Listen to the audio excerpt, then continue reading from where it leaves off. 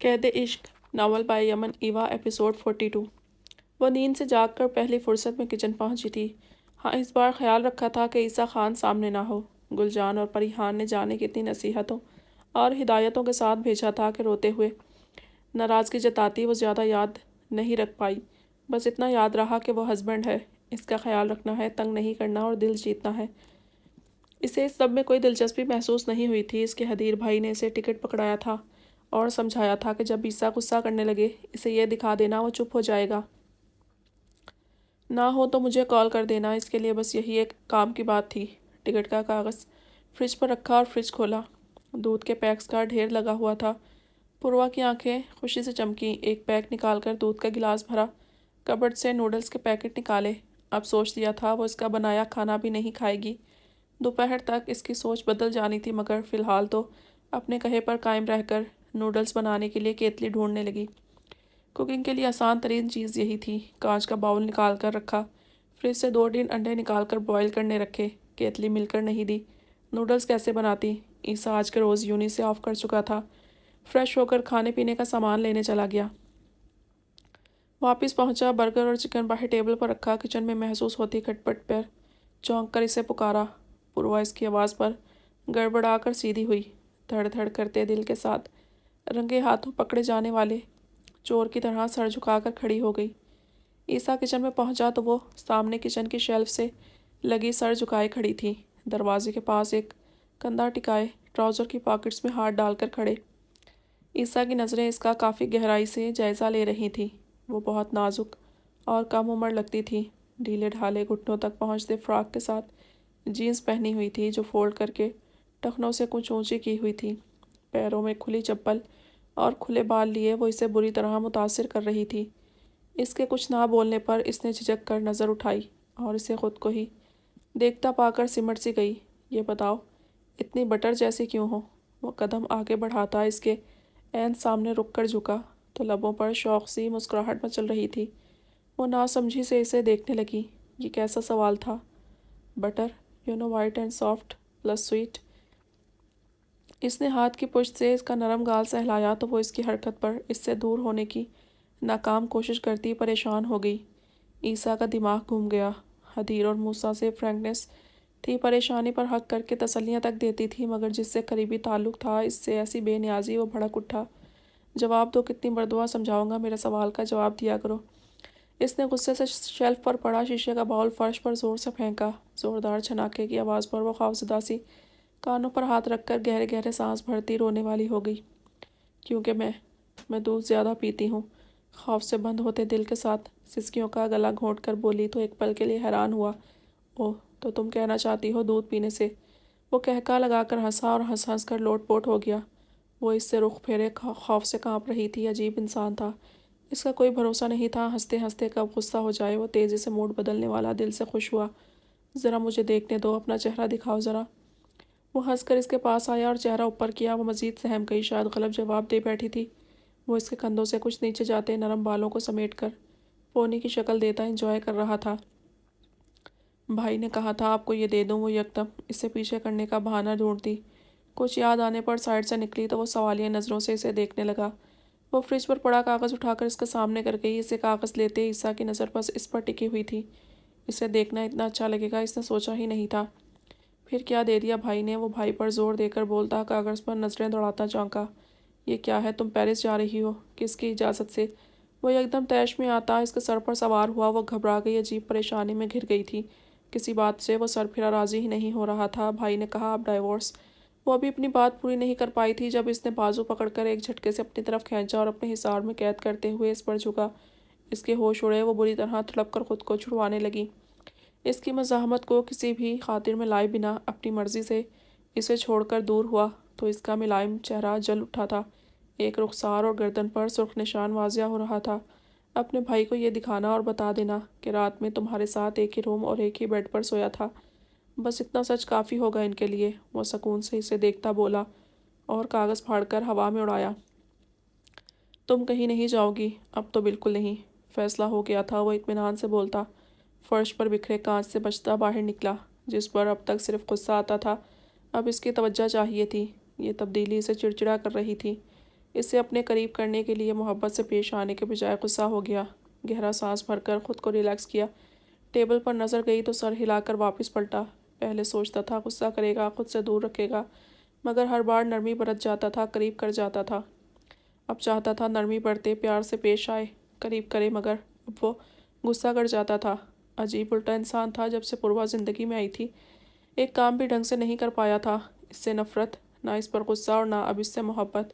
Kitchen میں گیا تو نیچے بیٹھ کر وہ زار و زار رو رہی تھی۔ کچھ فاصلے پر کانچ بکھرا پڑا تھا۔ وہ خود کو کوستا آگے بڑھا، چولہے پر محسوس ہوتی اسمیل پر نظر اٹھائی تو ایک چھوٹے سے برتن میں تھوڑے سے پانی میں بوائل کرنے کے لیے رکھے گئے انڈوں کے گرد پانی خشک ہو چکا تھا بالکل۔ اس نے چولہا بند کر دیا۔ I am sorry Purva, sorry please, میں تمہیں ہرٹ نہیں کرنا چاہتا تھا۔ اس کے پاس نیچے پنجوں کے بل بیٹھ کر نرمی سے معذرت کی۔ وہ منہ چھپائے روتی رہی۔ بس طے تھا وہ برا انسان ہے، چاہے جتنا اچھا بن جائے۔ اس نے بے چارگی سے کچن کا پھیلاوا دیکھا۔ اپنے لیے خود کام بڑھا لیا تھا وہ جو اب غم میں مبتلا تھی۔ کبھی یہ سمیٹنے والی نہیں تھی۔ اٹھو یہاں سے، باہر نکلو ورنہ کانچ لگ جائے گا، پھر تمہاری چیخوں سے میرا دماغ پھٹنے والا ہو جاتا ہے۔ اسے پکڑ کر اٹھایا، وہ بازو چھڑوا کر منہ چھپا گئی۔ رونا دھونا پورا شوق سے جاری رکھا ہوا تھا۔ عیسیٰ نے اسے کھینچ کر کھڑا کیا اور دروازے کی طرف صاف جگہ سے باہر نکلتا اسے ساتھ لے گیا۔ وہ کانچ سے بچ کر نکلتی جیسے ہی کچن کی حد سے نکلی، پھر سے ہاتھ چھڑوا کر زمین پر بیٹھ کر رونے لگی۔ عیسیٰ کا منہ کھل گیا۔ دنیا داری بھی چلا لیتی تھی اور اپنا غم بھی ساتھ ساتھ چلاتی تھی۔ وہ اس کے سامنے بیٹھ کر مسکراتے ہوئے اسے دیکھنے لگا۔ یار تمہیں ہر بات پر رونا آ جاتا ہے، دکھاؤ ذرا، کیا اتنا ظلم کر بیٹھا ہوں؟ عیسیٰ نے زبردستی اس کے ہاتھ اٹھا کر چہرہ اوپر کیا۔ وہ سرخ ہو رہی تھی۔ تکلیف شاید اتنی نہیں ہوئی تھی، یہاں صدمہ بہت بڑا تھا۔ اچھا تم بھی بدلہ لے لو۔ لو سامنے بیٹھا ہوں، جو چاہے کر لو، قسم کھا رہا ہوں کچھ نہیں کہوں گا۔ وہ بازو پھیلا کر چہرہ اس کے سامنے کرتا آنکھیں بند کر گیا۔ چہرے پر دبی دبی مسکراہٹ تھی۔ ظاہر ہے وہ بدلہ تو نہیں لے گی، مگر کم سے کم سکون تو ملے گا، چپ تو کر جائے گی۔ پوروا نے سسکی بھرتے ہوئے آنسو صاف کیے اور ذرا اونچی ہو کر عیسیٰ کے گال پر پوری شدت سے دانت گاڑ گئی۔ عیسیٰ کی آنکھیں کھلیں، درد سے بلبلاتا پیچھے کو گرا اور اس بلی کو بڑی مشکل سے اپنے اوپر سے ہٹایا۔ اپنے تیز دانتوں سے وہ بس خون نکالنے کو تھی جب عیسیٰ کے دھکا دینے پر دور ہوئی۔ وہ اپنے گال پر ہاتھ رکھ کر گہرے گہرے سانس بھرتا بے یقینی سے اسے دیکھنے لگا۔ وہ آنکھیں رگڑتی معصوم صورت بنائے اس کے دوسرے گال کو دیکھ رہی تھی۔ وہ بے ساختہ دوسرے گال پر ہاتھ رکھ گیا۔ تم جنگلی بلی، دیکھو خود کو، صرف اسکن ریڈ ہوئی ہے اور تم نے میرے گال پر پورا ڈیزائن بنا دیا ہے۔ وہ غم کی شدت سے بول ہی نہیں پایا۔ گال پر شدید جلن ہو رہی تھی۔ پوروا پیچھے کھسکی تھی۔ وہ چاہے قسم کھا چکا ہے، مگر اس کا کیا بھروسہ کہ غصہ ہو جائے۔ اس نے تو وہی کیا جو اس نے کہا تھا۔ بدلہ لینا گناہ تھوڑی ہے، جو گناہ اس نے کیا اس کی سزا دی۔ عیسیٰ وہاں سے اٹھ کر کمرے کی طرف بھاگا۔ مرر میں دیکھا، رخسار پر بنے دانتوں کے نشان سے ایک تو جگہ باریک سا کٹ لگ چکا تھا۔ وہ رونے والا ہو گیا۔ جب تک صدمے سے نکل کر باہر آیا، وہ باہر صوفے پر سکون سے بیٹھی تھی۔ پلکیں نم تھی مگر اب دل میں ٹھنڈ اتر گئی تھی۔ وہ ناراض سا آ کر بیٹھا اور اپنا برگر نکال کر کھاتا پیکٹ اس کے سامنے کر گیا۔ پورے زمانے میں اس کی شکایتیں لگاتی تھی، اب کیا وہ پکچر بنا کر دکھائے اس کے معصوم بھائیوں کو کہ کتنی معصوم ہے وہ؟ مگر نہیں، یہ بات شرمندگی کا باعث تھی۔ اسے پتہ تھا پوروا کے لیے اسے لعن طعن کرنے والے وہ دونوں اس پر ہنسیں گے، مذاق اڑائیں گے۔ سر جھٹکا اور گھور کر اسے دیکھا۔ وہ جو لرزش کا شکار برگر کھا رہی تھی۔ عیسیٰ کی نظر اس کے رخسار اور گردن پر بنے نشان پر گئی۔ اب سرخی کم ہو رہی تھی، سرداہ بھری۔ آج پھر وہ کسی بھی جرسی شال کے بنا سردی سے نیلی ہوتی بیٹھی تھی۔ ناراضگی میں ہی اس کے روم سے جا کر ساکس اور اپنی والی ہڈ لایا۔ ہڈ پہنا کر اس کا یک پیر اوپر کر کے گرم ہاتھوں میں دبا کر گرمائش پہنچانے لگا۔ پوروا نے نہایت خاموشی اور تابیداری سے دوسرا پاؤں بھی اوپر کر کے اس کے گھٹنے پر رکھ دیا۔ ایسی خدمتیں تو کافی شوق سے کرواتی تھی وہ۔ یہ کام تو کیسے ملازم سمجھ کر کروا لیتی ہو، بدلہ لینے کے لیے دشمنی یاد آ جاتی ہے۔ وہ خفگی جتا کر بولتا، پہلے پاؤں پر جراب پہنا کر اپنی گود میں رکھتا، دوسرے پاؤں کو ہاتھ میں لے گیا۔ پوروا اپنی گود میں ہاتھ رکھ کے سر جھکا گئی۔ اسے گلجان کی بات یاد آئی، جواب نہیں دینا پلٹ کر۔ اب موقع تو انہوں نے واضح نہیں بتایا تھا، مگر وہ جیسے خیال رکھ رہا تھا، اسے چپ رہنا بہتر لگا۔ اچھی خاصی خدمتیں کروا کر وہ عیسیٰ کو معاف کر گئی، اس سب کے لیے جو کچن میں ہوا تھا۔ عیسیٰ بھی اس کے ساتھ ایک اچھا دن گزار کر وہ تکلیف اور نشان بھول گیا جو انعام میں ملا تھا۔ وہ کم بات کرتی تھی، جواب بھی مرضی سے دیتی تھی، پھر بھی وہ خوش تھا۔ اتنا بھی کافی تھا کہ وہ سامنے ہے اصل رونا تو اسے تب آیا جب اگلے روز یونی میں سب اس کے گال کو دیکھتے مسکراہٹ دبا رہے تھے۔ سرخ و سفید رنگت پر وہ سرخ نیلا سا نشان واضح تھا۔ وہاں تمغہ جرت بھی مل رہے ہیں۔ اب یار یہ نشان کیسا ہے؟ ایسا لگتا ہے بہت محبت ہے کسی کو تم سے۔ حسن اور احمر کا ہنس ہنس کر برا حال ہو رہا تھا۔ لو بائٹ ہے، تم گوارے کیا جانو، وہ ناک چڑھا کر نخرے سے بولا۔ دونوں نے ایک دوسرے کا منہ دیکھا۔ نیا صدمہ پہنچا تھا۔ ایسی حسین ظالم لو بائٹ۔ اپنی گاڑی میں بیٹھتے عیسیٰ کا شرمندگی سے برا حال تھا۔ اسے پوروا کا بدلہ لینے کا نہیں کہنا چاہیے تھا، دوبارہ ایسی غلطی کرنے کا سوچ بھی نہیں سکتا تھا۔ رونا آ رہا تھا۔ زندگی کی سب سے بڑی شرمندگی آج محسوس ہوئی تھی۔ حویلی میں آج کافی وقت بعد ہلکے پھلکے ماحول میں سب ساتھ بیٹھ کر ناشتہ کر رہے تھے۔ گلجان کے جانے پر کسی نے سوال نہیں اٹھایا تھا، نہ ہی جلدی آنے کا کہا گیا۔ یاور کی بیوی اور پریحان کی ایکسٹرا کیئر کی جا رہی تھی۔ آج موسیٰ نے آؤٹ آف سٹی جانا تھا، اسے زرشے کو پہلے ہی کہہ دیا تھا۔ دوپہر تک تیار رہے۔ خان ناظر ایک طرف خاموشی سے بیٹھے بددلی سے کھانا کھا رہے تھے۔ خان یوسف سے باتیں کرتے خان زادہ کی نظر زرشے پر پڑی تو کسی خیال کے تحت چونکا۔ زرشا، یونی کب سے ری جوائن کر رہی ہو؟ ابھی تک شادی کی تھکن نہیں گئی کیا؟ لہجہ نارمل تھا مگر سوال کڑا تھا۔ زرشا گڑبڑا گئی۔ ثنا بیگم کے ابرو چڑھے۔ ان کے منع کرنے پر ہی تو وہ یونی کا نام نہیں لے رہی تھی۔ ابھی رہنے دو یار، 1-2 ماہ تک دیکھیں گے۔ موسیٰ نے اسے کہتے ہوئے آنکھوں ہی آنکھوں میں چپ رہنے کی التجا کی تو وہ لب بیچ سے اس سے بعد میں بات کرنے کا سوچ کر خاموش ہو گیا۔ ضرورت ہی کیا ہے، میں نے منع کیا تھا، اب نہیں جائے گی۔ ثنا بیگم نے بے نیازی سے اپنا تحکم جتایا۔ کیوں روکا آپ نے؟ کیوں نہیں ہے ضرورت؟ اگر اس کی بہن پلوشے اور آپ کی بیٹیوں کو پڑھنے کی ضرورت ہے تو زرشا کو کیوں ضرورت نہیں؟ اب خانزادہ کا چپ ہونا مشکل تھا۔ موسیٰ نے سر پکڑ لیا۔ باقی سب پریشانی سے اب ان دونوں کو دیکھ رہے تھے۔ کیونکہ زرشا ہے، میری بہو بنا دی اور میں نے قبول کر لی، بس اتنا بہت ہے۔ اور موسیٰ اور خان زوار کی تنبیہی نظروں کو اندیکھا کیے بول رہی تھی، یہ زرشا ہے۔ اس جملے کا مطلب بتا دیں ذرا۔ کیونکہ یہ گلجان کی بیٹی زرشا ہے، وہ اپنے بھائی کے ناکردہ گناہ کی سزا جھیل چکی، کیا وہ کافی نہیں ہے؟ یہ میری بہن ہے، خان ناظر کی بیٹی ہے یہ۔ خانزادہ نے بامشکل اپنے لہجے پر قابو رکھ کر جواب دیا تھا۔ خانی بیگم نے آخری جملے پر سر جھٹکا۔ تمہیں یقین ہے یہ خان ناظر کی بیٹی ہے؟ ثنا بیگم نے تمسخر سے جواب دیا۔ خان ناظر کے ہاتھوں میں چائے کا کپ کپا کر رہ گیا۔ یاور اور داور ٹھٹکے جبکہ خان یوسف نے بیزاری سے ثنا بیگم کی چلتی زبان دیکھی۔ مورے، موسیٰ نے ضبط سے ماں کو دیکھا۔ کیا مطلب ہے آپ کا؟ کیا کہنا چاہتی ہیں آپ؟ خانزادہ نے گلاس پوری قوت سے میز پر پٹخا جو چھناکے سے ٹوٹ گیا۔ ایک دم سناٹا چھا گیا۔ زرشے خوفزدہ سی بھائی کو دیکھ رہی تھی۔ پریحان نے بھی حیرت اور خوف کی زیادتی سے آنکھیں پھیلائیں۔ جواب دیں مجھے، آپ کو لگتا ہے اس بات پر میں ادب سے سر جھکا کر بیٹھ جاؤں گا؟ اپنی بات کی وضاحت کریں ابھی اور اسی وقت۔ یہ بہن ہے میری، کوئی ملازمہ نہیں جس پر آپ کبھی کوئی بھی پابندی لگا دیں گی، اور میں سوال نہیں کروں گا۔ وہ دھاڑ رہا تھا۔ ثنا بیگم بول کر پچھتائی تھیں۔ انہیں لگا وہ چپ ہو جائے گا، وہ نہیں ہوا، اور جب وہ بولنا پر آئے تو چپ ہوتا بھی نہیں تھا۔ موسیٰ دانت پر دانت جمائے ماں کو دیکھ رہا تھا۔ مجھے یقین ہے، ثبوت چاہیے کہ آپ کو۔ اس بار خان ناظر کی سنجیدہ آواز ابھری تھی۔ باقی افراد نہ سمجھی سے بات سن رہے تھے۔ اس بات کا مطلب کسی کو سمجھ نہیں آیا تھا۔ گلجان بے قصور تھی، معاملہ حل ہو چکا تھا، پھر یہ کیسی بحث تھی؟ کیوں دیں گے ثبوت؟ کیا یہ بھی ثبوت دے کر موسیٰ اور عیسیٰ کو خان زوار کا بیٹا کہتی ہیں؟ اس کی بات پر جہاں خان زوار نے لب بیچے، موسیٰ سنسنا اٹھا تھا۔ حدیر، اس نے چیخ کر کہا۔ چپ رہو تم موسیٰ، اپنی بہن دیتے ہوئے پہلے کہہ دیا تھا۔ چچی نے ایسی ویسی بات کی تو میں سوال کروں گا، اور میں سوال کر رہا ہوں۔ انہیں اپنی بات کی وضاحت کرنی ہوگی۔ وہ جواباً اس سے زیادہ آواز میں چیخا۔ ایک عرصے بعد پھر اسے اپنے جلالی موڈ میں آیا تھا۔ چپ ہو جاؤ خانزادہ، اس نے سوچے سمجھے بنا بکواس کر دی ہے، اور اب تم بڑھاوا دے رہے ہو۔ زوار تماشا دیکھنا ہے یا بیوی کو خود سمجھاؤ گے؟ خان یوسف نے بات کو رفع دفع کرنا چاہا۔ خان زوار کے کچھ بولنے سے پہلے ثنا بیگم اٹھ کر وہاں سے چلی گئی۔ پریحان منہ کھولے اسے دیکھ رہی تھی۔ تمہارے آنے کے بعد خود کو کنٹرول میں رکھتا تھا، ورنہ ایسا ہی ہے شروع سے۔ یہاں مزاج کے خلاف بات ہوئی نہیں کہ پوری حویلی سر پر اٹھا لی۔ پھر نہ سردار صاحب کی چلتی ہے، نہ آغا جان کی۔ خانی بیگم فریش اورنج جوس کے گھونٹ بھرتی سکون سے بول رہی تھی۔ ان کے چہرے کے تاثرات اور باقی سب کی خاموشی بتا رہی تھی کہ وہ لوگ اس سب کے ہاتھی ہیں۔ پریحان کے لیے سب نیا تھا، شاید وہ واقعی پریحان کے خیال سے ذرا دھیما پڑا رہتا تھا، مگر آج برداشت ختم ہو گئی تھی۔ سرخی چھلکاتی نیلی آنکھیں، سرخ ہوتا چہرہ اور تھنے ہوئے تاثرات کیا ضرورت ہے اتنا شور کرنے کی؟ بس کر دی بات تو اب زوار سمجھا دے گا۔ خان یوسف نے سر نفی میں ہلا کر تعصب سے کہا۔ داور دونوں چھوٹے بھائیوں کے جذباتی پن سے تھک گیا تھا۔ زرشے روحان سی صورت لیے بیٹھی تھی، وہ جبڑے پیچھے بیٹھا تھا۔ میں سمجھاؤں گا، دوبارہ ایسی بات نہیں ہوگی، تم نے بہن کو ڈرا دیا بچے۔ خان سوار نے نرمی سے اس کا کندھا تھپ تھپایا اور وہاں سے چلے گئے۔ میں مورے کو سمجھا لیتا نا، بات بڑھانی ہوتی ہے، بس تمہیں اتنی بڑی بات نہیں تھی کہ بھڑک اٹھے۔